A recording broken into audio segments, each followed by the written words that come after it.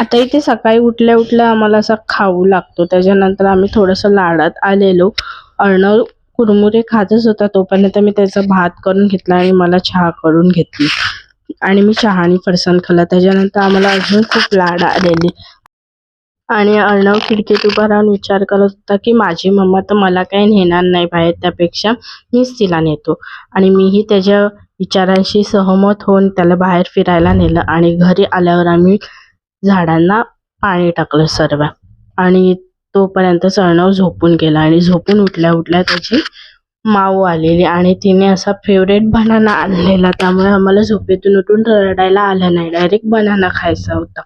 त्यानंतर ते दोघे जरासे बाहेर राऊंड मारायला गेले आणि त्याच्यानंतर दुपारचं आम्ही जेवण घेतलं. अर्णवने पण जेवण घेतलं. संध्याकाळी आम्ही बाहेर आईकडे जायला निघालो. अर्णवच्या वाटेतच आम्ही दहीपुरी खाल्ली आणि इथे बघा अर्णव माझा पँग्विन कसा चालतो आहे टुकू आणि घरी आल्यावर काय आम्ही डब्यांवर डबे ठेवले ना, तर ते आम्हाला सारखंच करून दाखवत होता. ठीक आहे, व्हिडिओ बघितल्याबद्दल बाय बाय.